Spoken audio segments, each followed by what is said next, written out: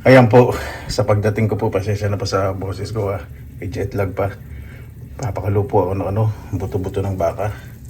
Ayan, luluto po akong nilaga. Lalambutin ko po ng malambot na malambot. Magandang araw po mga kabay, welcome po sa Pinilangan Lakbay. Ayan po, grabe napakalamig po kanina dito na po sa bahay at may jet lag pa po. Ito po yung kalamansi, kung makikita po ninyo. Umalis po akong hilaw ngayon, bumalik po akong hinog. Totoo po ito sa mga sumusubaybay po sa vlog ko. Ito pong kalamansi po na to. Pasensya na po. Naway safe po ang lahat. Ayan. Pasensya na po.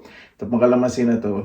Pag namunga po sa loob kasi hindi po napopollinate po ng mga insekto. At hindi ko po na-brush. Pero kung na-brush ko po yun from flower to flower, magbubuto pa yan. Pero ito pag inani, wala pong buto. Pero hindi ko po alam kung walang buto lahat Kasi mostly yung nakaraan po, ang mga po yung nairang piraso, pag binibiyak ko, wala po talagang buto. Yan po, di ba? Ganda po, di ba? Ay, nako. Maraming salamat po sa Panginoon at dito na po sa final ng artista. Ayan. Pagkita pagod buhat. Siya na po lang masabi. Minamalat-malat. May jet lag pa po ako at maraming salamat po sa Panginoon. Maraming salamat po sa nagsabing safe travels, ingat, God bless. Lahat po nagsasabi sa inyo po, sa concerns, ingat din po kayo. Maraming salamat po at ganoon po din sa inyong pamilya.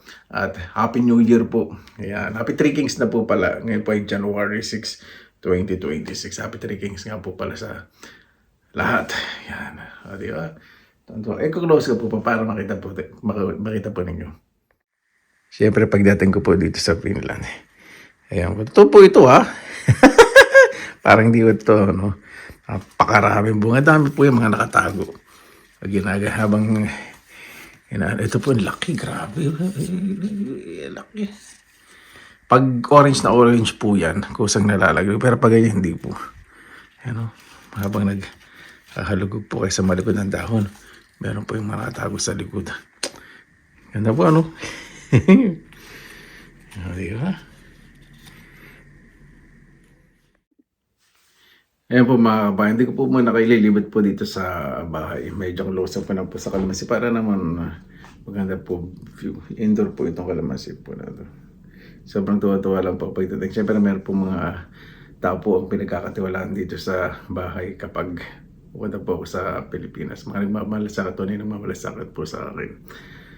Maraming salamat po sa inyo. Naway ang mga mahal po natin sa buhay na umaalis po ay bigyan po natin ng suporta. Kami po mga nasa ibang bansa, ako po para po sa mga OFW na non-OFW, ako po hingi po ng pasensya po sa inyo. Kami po talaga ay medyo sensitive kapag uwi po sa Pilipinas kasi una-una ayaw po namin pag-usapan mga drama, mga negative, talaga magre-react po kami. Gusto lang po talaga namin po masasaya. Kapag negative po talaga, lalayo na lang po kami kasi may mga bagay po dito sa abroad na ibang kababayan po natin. Sobra po talaga sakripisyo. Lalo po yung mga nangangamuhan sa mga nakatira po sa bahay-bahay ng amad na todong. Sobrang hirap po. Pagtitiis na talaga din na po nila. Naikwento ko na nangyari po sa kanila. Nulit ko po, gusto ko ulitin po ito na ayaw po nila mag-alala ng kanilang mga mahal sa buhay sa Pilipinas at ayaw na po nilang kwento po yun. Kaya yung simple pang musta po, sa kanila po napakalaking bagay po na yun. Kung mayroon po kayong magulang, kapatid, anak, tunay na kaibigan, o tunay na mamalasakit sa inyo nasa ibang bansa, lagi niyong i-message. Kung hindi sila nakapag-reply dyan sa Pilipinas, pag kayo magtatampo sa kanila kasi talagang pag nagtrabaho po sa ibang bansa, sobrang busy. At kapag sila po yung nag-message po sa inyo, nagtampo na, baka hindi kayo nagre-reply ganito.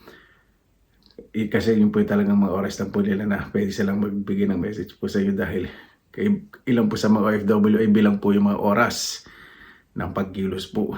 Lalo na po pag nasa trabaho. Lalo na po ang trabaho po nila ay nasa bahay po ng amo o nasa barko, lalo na po yun. At nasa boarding house, magkakasama. Yung gusto nilang personal po ng message sa inyo kasi yung iba po talaga hindi po nag-express ng emotion pagkasama po yung mga kasama po nila, lalo na po sa kampo, sa boarding house, so magkakasama po sila, lalo po yung mga ibang OFW. Kapag puro mga lalaki po yan, hindi po magpapakita po yan ng emosyon. Minsan pupunta po yan sa lugar, kunyari maninigarilyo, lalabas, o may pupuntahan, parang message po sa inyo. Ayun, kaya kung nasasagot nyo po yung message po nila, kung may tampo sila, huwag po kayo magagalit sa kanila. Kasi may pasensya na, hindi ko agad nasagot. Pasensya na kuya, ate, nanay, kapatid, pinsan, anak, lolo, lola, pasensya na. Kasi ganito, kung nasa Pilipinas po, huwag niya na po siya aaway, mga nasa abroad.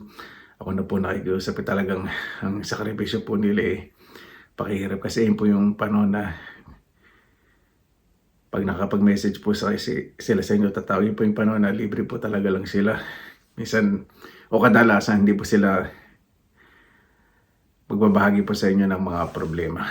Kaya pagbalik po dito sa ibang bansa, kung makikita nyo po sa Balagona, puro halos lahat 80%, hindi ko na sabihin 100% na puro saya po yung pinakikita ko. Kasi gusto ko lang po magbigay po talaga ng kasayahan po sa mga kababayan po natin, lalo na po yung malalayo, kahit wala po sa abroad o nasa Pilipinas o sa ibang lugar. Lalo na po yung, halimbawa, wala na pong mga magulang o nag-iisa sa buhay, yung kahit paano po yung mapangiti. Ngayon nandito po ako sa Finland at kailangan po makapagsapalaran at alam niyo na po ang buhay pag nasa abroad, sa mga katulad ko po na OFW at OFW, alam niyo na, buhay natin, kahit lang, di ba? Tinatin ko ito yung mga lungkot natin, nagagalit sa atin na kamo, lalo na yung nangangamuhan, inuulit ko, yung pinakamahirap na sitwasyon na halos di numero po ang kilos, hindi po talaga biro. Kaya nagpapasalamat po ako sa Panginoon dahil itong biyayang binigay po sa akin ay sobrang labis-labis po, na nasa isang bansa po ako na may kalayaan po ang lahat ng mga manggagawa, respeto po sa kapwa at lalo po sa pribadong pamumuhay. Isuko po natin lahat sa Panginoon kahit nasaan po tayo. Huwag po tayong mawawala ng pag-asa. Kung sa trabaho natin, meron tayong mga amo na talagang minsan din natin kaya, gawa tayo ng parang para palakasin yung loob natin. Pero huwag naman tayo masyadong magpaabuso. Gawa naman tayong paraan para iligtas yung sarili natin, di ba? Para sa pamilya natin. Mas mahalaga natin ang buhay. Marami pong mga kababayan natin ganyan na kababayan natin talaga na sobrang marami pong pinagdadaanan. Na isang gabi po, nung pagdating ko po dito, kasi nung dumating po ako dito, kagabi lang pala, as 5 ng gabi-gabi. Medyo hindi po magpapa-ipokrito. Medyo naluha po talaga ako kasi nasa Hong Kong po talaga ako. Hindi ko makalimutan yung sitwasyon po na yun na halos babae po yung pupunta ng Hong Kong, mga kasambahay. Talagang iba po talaga doon may natapos. Hindi ko na po sinasabing walang karapatan yung natapos. Ibig sabihin doon nyo po makikita yung pagkapantay-pantay ng diskarte. At doon nyo po malalaman kung paano sila naghanda ang puhunan po nila diskarte, pakikisama. At syempre, para po sa kanilang mga mahal sa buhay, sakripisyo po na haharipan po nila na hindi nila alam para maibsan po yung pangangailangan po ng kanilang mga mahal sa buhay. Kaya kung may mga mahal po kayo sa buhay na sa ibang bansa, kung ito po pagpasensyahan po ninyo, kailangan po namin ng mas malawak po na pasensya. Yun lang po ang gusto po namin. At alam niyo naman po, kami po, lalo na sa pamilya, hindi po kami makakatiis. Karamihan po sa amin, ibubuhos po lahat para po sa pangangailangan ng pamilya. Karamihan po sa amin na hindi na nakukuwang gumastos sa labas. Kasi kinikwenta ko ba magano sa piso to para pagbalik ng Pilipinas gusto lagi masaya at magbabalik na naman. Yung lungkot sa paglayo, hindi po talaga biro yun, lalo na kung may mga anak, may pamilya, napakasakit po sa kalooban po yun. Kaya hanggat andyan po yung mga mahal sa buhay, lalo na po nasa Pilipinas kayo, napakaswerte po ninyo, sobrang nainggit po kami. Paano po mga kabayan? Maraming salamat po. Dito na po tayo sa Finland. Maraming salamat sa inyong suporta sa Pinilangan Lakbay. At hindi po magsasawa po na kahit paano ay mapangiti po kayo, mapaiyak minsan.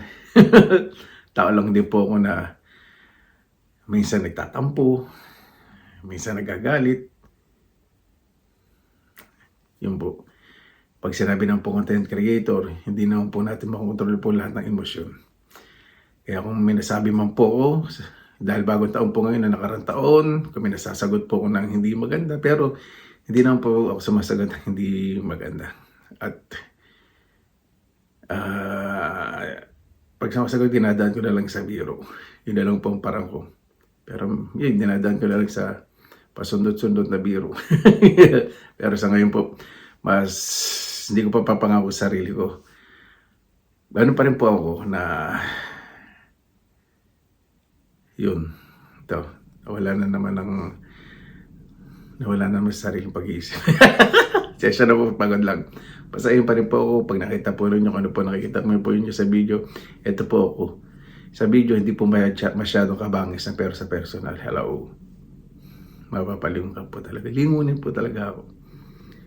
Tayo pag mapapalingon ganyan, tapos bubulong ka sa tago mo yung wallet mo.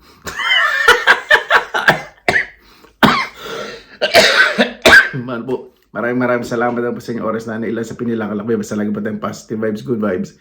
God bless, ingat po lagi ng araw. Laban lang!